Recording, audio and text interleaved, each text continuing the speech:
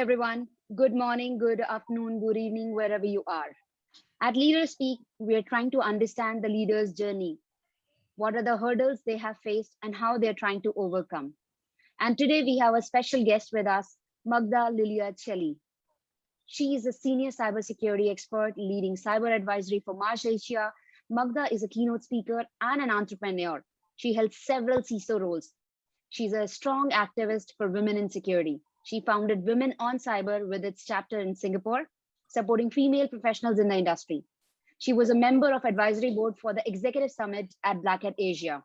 Thank you so much, Magda, for joining me today. It's a pleasure to have you and speak to you. Hi, Vandana. It's my pleasure. It's so exciting to have this opportunity to discuss with you. And thank you so much for this wonderful introduction. Thank you so much. Now, I'll start off with understanding that how exactly your different CISO roles have spanned. I know you've been a CISO, you've been an entrepreneur, you have been a virtual CISO.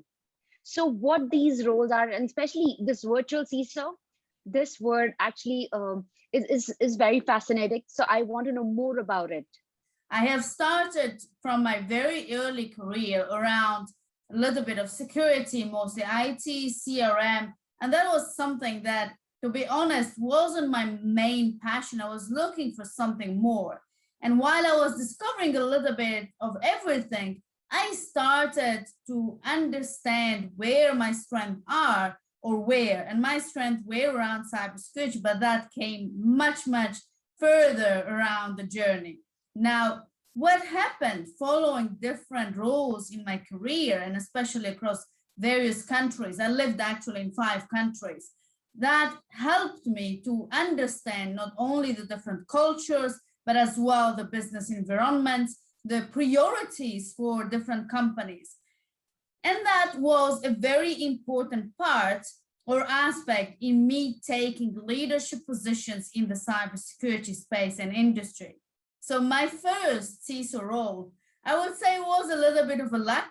Someone really trusted me and gave me that opportunity. And it is very important because at the same time, you need that person who's going to push you into taking that role within the first time, right? No one is born a CISO. No one is, the CISO immediately after graduation. You need to get that opportunity. I wasn't at that time an official virtual CISO. I was literally a CISO working with a company, helping them to build a cybersecurity strategy. And I would say it was really a very speed and fast learning curve. I have a few, learning points that I would advise, and I'm happy to share them afterwards around that particular experience, which was my first experience as a CISO. And also definitely I have some, good points about what not to do when you are a CISO, newly appointed, trying to change the word and secure a company. That's a good point, that like we should learn what are the things that we shouldn't do. Then it'll help us in getting things in shape. So how exactly your daily function looks like as a CISO? Well, I would say, first of all, let me just take a step back. When I started my journey, my CISO role was mainly onto more focusing on the operation and taking into literally the practical approach or aspect, implementing security best practices and everything that is possible to secure again the company. That, of course, meant that my daily tasks and my days were very heavy, very busy, where I needed to be involved in every single thing almost across that company. And in that particular case, it was something that was achievable because the company was a small and medium-sized enterprise. It wasn't a big organization.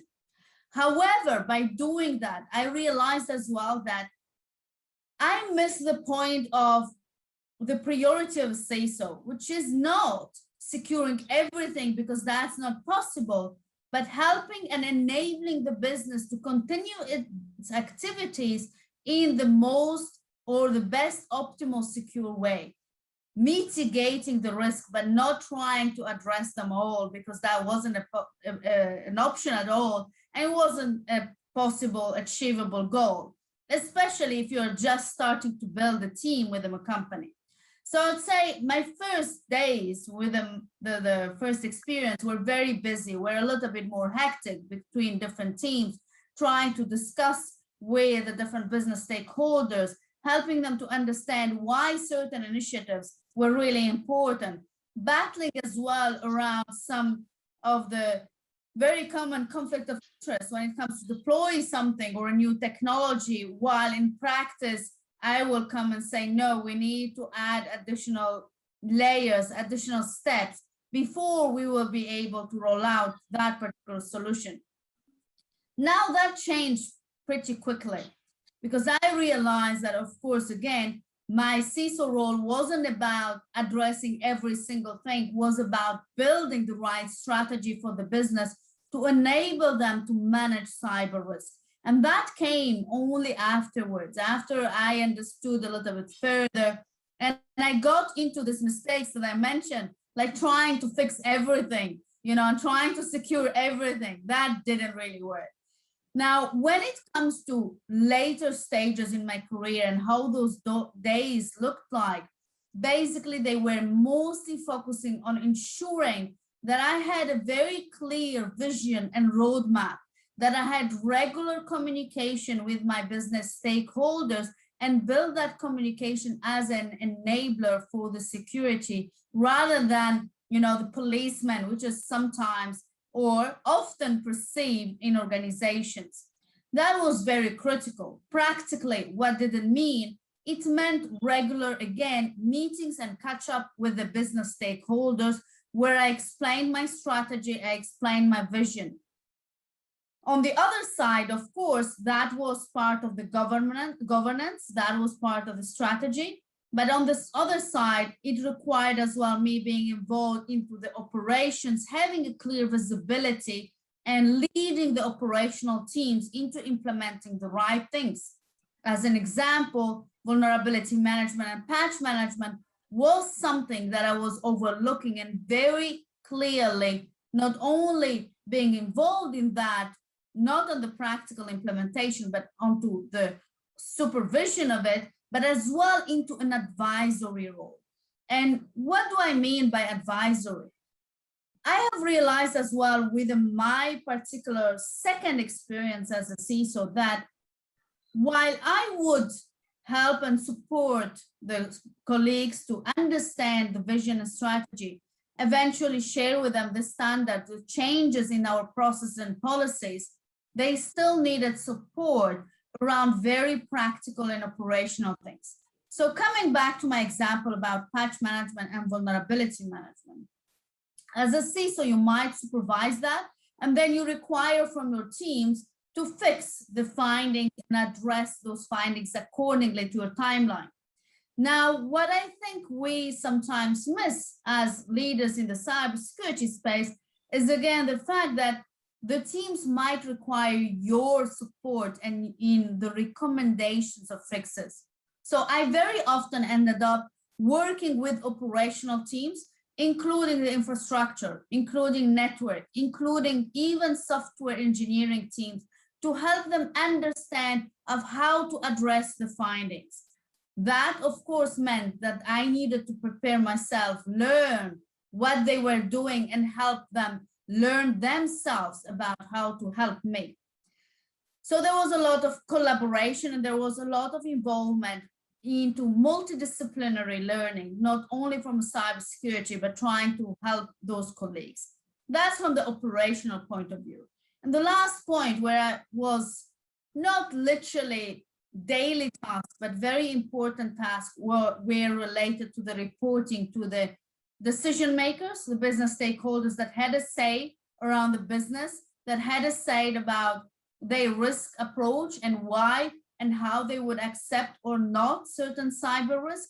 And in this particular case, it was as well a learning journey because while you might perceive a cyber risk as critical or high as a cybersecurity professional, that might be perceived differently from a business stakeholder. And therefore, at that particular time, I needed to address on regular basis the business stakeholders like CIOs, CEOs, or eventually boards, explaining to them the different cyber risks for the business. I learned from that as well, very much around focusing on the right information rather than focusing on the technical aspect of cybersecurity, focusing on the cyber risk and clearly showing challenges and results or solutions that we are going to need to implement with eventually a return on investment for the organization. So when we look at the CISO role and the various experiences that I had, I consider myself learning every single time and gaining that advantage that I could speak and communicate and collaborate with different business stakeholders. So in none of the cases I am discussing at this time, really technical cybersecurity, because that with them, when I look at all the experiences, wasn't the priority. The priority was always the collaboration with the different business units, with the different colleagues in order to make the strategy successful. And now I consider, after taking a few roles as a CISO, BISO, we have the new term as well, BISO, that is becoming very popular, Business Information Security Officer, which I held as well, which was mostly a CISO role, to be honest. I understand that different organizations have different implementations of those roles and titles. Now, what has changed is that I feel that I'm currently very lucky because as the practice leader for Marsh, I'm actually taking the hats of different CISO roles for various organizations across different industries.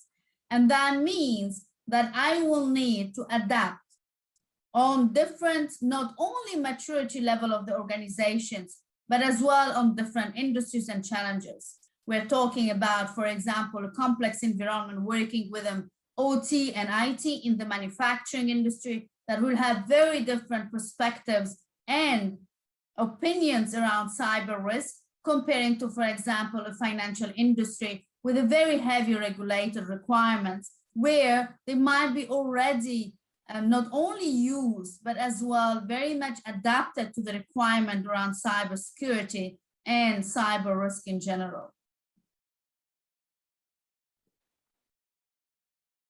That's interesting to know.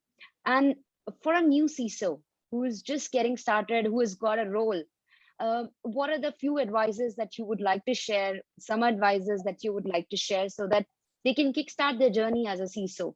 Because I'm sure that when you're saying that from every role, from every piece of activity that you do, there is a learning that you're getting. So for a new CISO, how exactly they can feel confident, yes, now I am ready to be a CISO? It's a very good question, Vandana. And I think, the extremely important aspect of that as a new starting CISO is to ensure that you have the right business stakeholder support. What does it mean? It means that you need to find your supporter within the business. A CISO will help with the cyber risk management, but if you're unable to communicate with the business and have their support, you will not be able to implement and achieve your vision and strategy. Therefore, the first advice that I give to any newly appointed CISO is ensure that you find the right business stakeholder that will be your supporter, because you will always find or actually face not only resistance, but as well questioning about why we should put a certain amount of budget into cybersecurity. Why should we implement that while we need to go fast and we need to address the business goals first? So having the right message and the right support is critical. This is the first point. The second point that I would like to bring as well is when it comes to a CISO role, it is critical to understand that communication is extremely important. And I started talking about that, but I think as especially newly appointed CISO, it's part of building your brand within the company itself. You need to be perceived as an enabler to the business and not, again, a policeman. And I'm using this word again. If you're unable to communicate with colleagues across different business units in terms where they understand you are unable to achieve your goals and your strategy.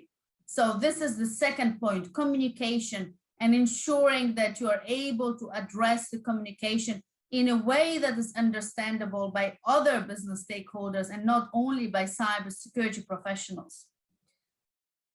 The third point, which I will bring around or for a newly appointed CISO, would be actually to ensure that while you're building your strategy, understand very clearly that you will not be able to fix everything immediately.